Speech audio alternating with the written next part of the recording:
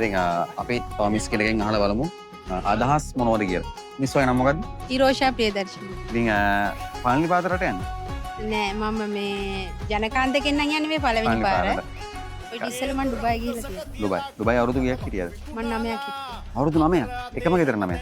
නෑ එක එක කම්පැනි වල මේ යන්නේ කම්පැනිස්. ඒක දැන් ඔයා පළවෙනි පාරද ගෙදරකට යන්නේ හවුස්මේට් යන්නේ? නෑ නෑ නෑ. හවුස්මේට් යන්නේ මේ දැන් තුන්වෙනි පාර. ඉස්කෝලේ එක තමයි ඩුබායි එකේ මම ඉඳලා දැන්. හවුස්මේට් ජොබ් එක කොහොමද ඇත්තටම කිව්වොත්? ඒ කියන්නේ මේ ඒක මේ හොඳයිද නැත්නම් මොකද රට යන මිනිස්සු ඉන්නවනේ පළවෙනි පාර. ඔව් පඩි ඉතුරුයි. ගෙදර වියදම ඔක්කොම කියන්නේ එයාලා අපිට වියදම් කරනවා අපි බෙහෙත් කරනවා බයක් එහෙම නෑ.